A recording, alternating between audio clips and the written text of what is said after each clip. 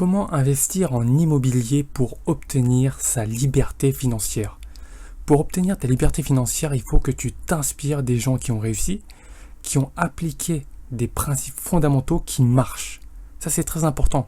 Et tu dois reproduire exactement ces mêmes principes pour avoir les mêmes résultats. Ça, c'est extrêmement important. Dans cette vidéo, moi, j'aimerais te parler de plusieurs points qui vont te permettre d'ouvrir les yeux sur la manière d'investir en immobilier et comment le faire pour le faire dans les règles de l'art, mais aussi pour que tu puisses atteindre rapidement ta liberté financière. Encore une fois, si tu me suis depuis un moment, tu sais très bien que mon objectif sur cette chaîne YouTube, c'est que tu puisses devenir libre le plus rapidement possible.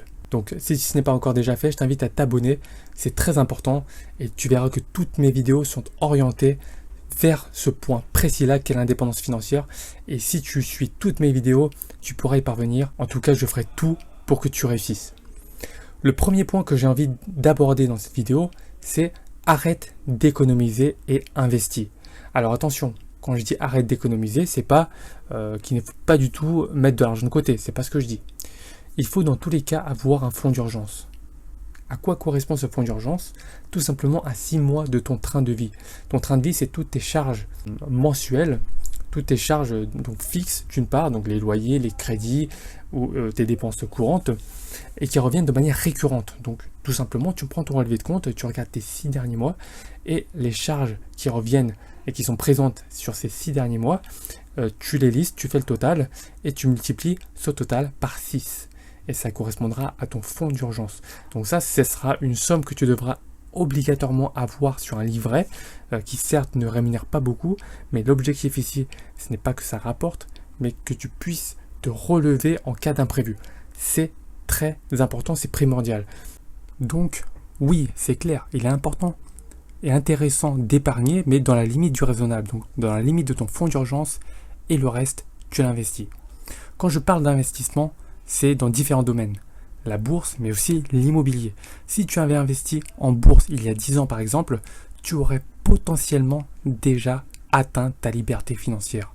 De même, si tu avais investi il y a 10 ans dans l'immobilier, tu aurais également déjà potentiellement atteint ta liberté financière, puisque les biens immobiliers se valorisent énormément. Et si tu avais investi il y a une dizaine d'années, il y a de fortes chances qu'aujourd'hui la plus-value serait importante. Si tu avais investi correctement, tu aurais également dégagé un cash flow important. Donc, le capital amorti plus la valorisation du bien immobilier fait que, honnêtement, tu serais dans une position financière très avantageuse aujourd'hui. Donc, garde à l'esprit qu'il vaut toujours mieux investir plutôt que d'épargner. Le deuxième point sur lequel je souhaite insister dans cette vidéo, c'est le fait de devoir assimiler les 4 avantages de l'investissement immobilier. Pourquoi je dis assimiler? Parce que si tu assimiles ces principes et ces concepts-là, tu pourras faire attention pour les appliquer et faire des bons investissements lorsque tu achèteras un bien immobilier. Le premier avantage important de l'investissement immobilier, c'est la récurrence des revenus. Quand tu investis dans l'immobilier, tu développes ce qu'on appelle des revenus passifs. Donc quoi que tu fasses, que tu sois en train de dormir, de regarder la télé, ou tranquillement en train de bronzer sur la plage, tu perçois des loyers. Si ces revenus sont assez importants pour couvrir toutes tes charges, tu peux quitter ton travail et donc le métro boulot dodo que tu cherches tant à fuir. Donc tu vois, extrêmement puissant.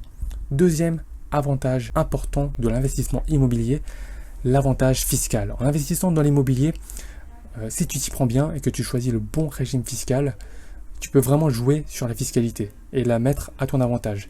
Elle peut être quasiment inexistante sur les loyers pendant plusieurs années et même encore diminuer tes revenus globaux, encore une fois en fonction du régime fiscal que tu vas choisir. Mais globalement, il est assez fréquent d'être totalement exonéré sur tes loyers, donc exonéré d'imposition sur tes loyers les premières années, entre les 5 et 10 premières années. Donc vraiment, c'est un deuxième gros avantage qui te permettra de te rapprocher petit à petit en plus de ta liberté financière. Le troisième point très important, c'est la valorisation du capital investi. Le marché immobilier est un marché cyclique, mais qui est en croissance à long terme.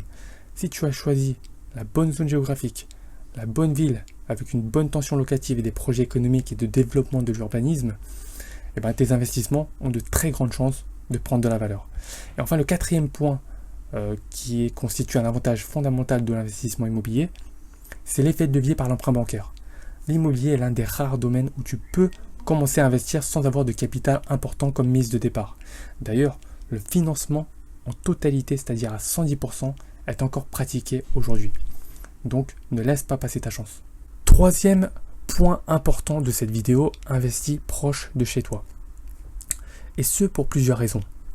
Tout d'abord, le gain de temps. Tu vas gagner du temps à investir proche de chez toi. Il y a beaucoup de personnes qui font l'erreur d'investir loin de chez eux pour leur premier investissement. Ça, tu pourras le faire plus tard, quand tu seras plus expérimenté, que tu sauras déléguer, tu auras le temps de faire ça plus tard. Mais pour commencer, fais-le proche de chez toi, optimise ton temps et alloue-le à des tâches à plus forte valeur ajoutée. Deuxième raison pour laquelle il faut investir proche de chez toi, la connaissance du marché. Inconsciemment, tu as beaucoup plus de connaissances sur le marché et le secteur à proximité de chez toi qu'à plus de 500 ou 1000 km de chez toi par exemple. Donc cette connaissance du marché, elle est primordiale pour faire un bon investissement. Tu connais les bons quartiers, les quartiers qui craignent, les quartiers qu'il faut éviter, les zones où il y a beaucoup de passages, enfin, tu connais tout ça. Donc c'est un vrai avantage. Donc rappelle-toi que pour ton premier investissement, il ne faut pas faire d'erreur. Moins tu feras d'erreurs, plus tu seras dans le droit chemin pour faire des meilleurs investissements par la suite. Quatrième point important de cette vidéo, achète des problèmes. Pourquoi achète des problèmes? Tout simplement parce que les investisseurs qui réussissent les meilleurs investissements, que ce soit en termes de cash flow ou de plus-value, ont su résoudre des problèmes ou un problème. D'accord? Lorsque les gens visitent un bien immobilier et qu'ils voient un problème, ils laissent tomber l'affaire la plupart du temps. D'accord? Ah ouais, mais là c'est vraiment dégueulasse. Vraiment, je pourrais jamais acheter ça. C'est nul. C'est sombre, c'est lugubre. Voilà. Mais si tu as l'œil aguerri, tu peux te projeter en termes de potentiel de réaménagement. Si c'est un grand logement qui est traversant, tu peux le diviser en 2 appartements. Par exemple, voilà, différents types d'optimisation qui vont te permettre de régler le problème dont ont peur la plupart des gens et qui constituent les raisons pour lesquelles ils n'achètent pas ce bien immobilier. Et ben toi, tu vas pouvoir l'acheter. D'accord? Tu vas pouvoir l'acheter à un prix non seulement qui est intéressant, parce que le propriétaire a du mal à le vendre, mais aussi en optimisant le bien de manière à pouvoir le revendre plus cher ou alors à l'exploiter avec un cash flow plus important. Donc, achète des problèmes et toi, avec ton œil aguerri, tu vas régler ce problème et ta récompense en sera d'autant plus importante. Autre point aussi, prends le temps de la réflexion. D'accord? Rappelle-toi que ce n'est pas parce qu'il y a un problème dans le bien immobilier qu'il faut laisser tomber immédiatement. Il faut creuser davantage. Il faut faire appel à des professionnels si nécessaire. Mais attention, il ne faut pas acheter tout et n'importe quoi. Il y a des problèmes concernant les structures des bâtiments qui peuvent coûter énormément d'argent. Donc s'il y a ce type de problème et que tu achètes ce type de bien immobilier, ça peut vraiment poser problème. Donc ne fais pas n'importe quoi, achète des problèmes, mais pas n'importe comment. 5e point important de cette vidéo, trouve le bon agent immobilier.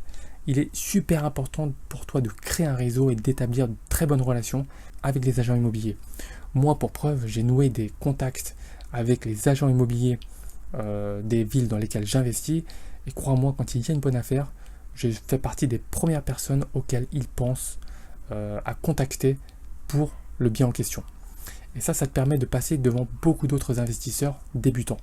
Donc, trouve-toi le bon agent immobilier, crée un réseau, va en rencontrer un maximum et commence à te faire un nom.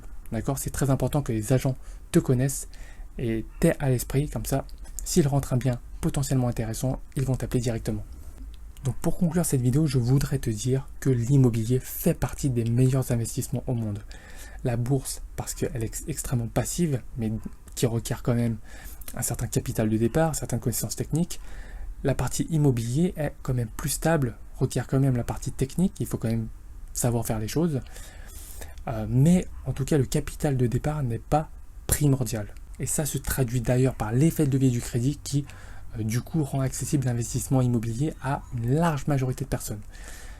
Essaye d'emprunter 180 000 € pour investir en bourse. Je te souhaite bon courage. Et la dernière raison pour laquelle vraiment l'investissement immobilier est au top des priorités que tu dois avoir, c'est que l'immobilier peut être considéré encore aujourd'hui comme une niche fiscale. Quel investissement rentable aujourd'hui t'autorise à payer 0 € d'impôt légalement?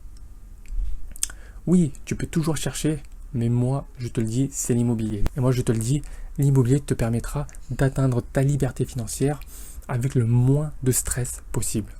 La bourse te permettra d'atteindre ta liberté financière de la manière la plus passive et l'immobilier te permettra d'atteindre ta liberté financière de la manière la plus sereine. Parce que contrairement à ce qu'on croit, l'immobilier n'est pas totalement passif. Il faut que tu interviennes, il faut consacrer du temps au bien immobilier que tu as en termes de gestion. Tu pourras rarement déléguer à 100%, tu peux me croire. Mais vraiment, tu auras beaucoup moins de stress si la bourse te fait peur. J'espère que tu as apprécié cette vidéo. Mets un gros pouce sur la vidéo, abonne-toi si ce n'est pas déjà fait. Et je te dis à la prochaine. Ciao.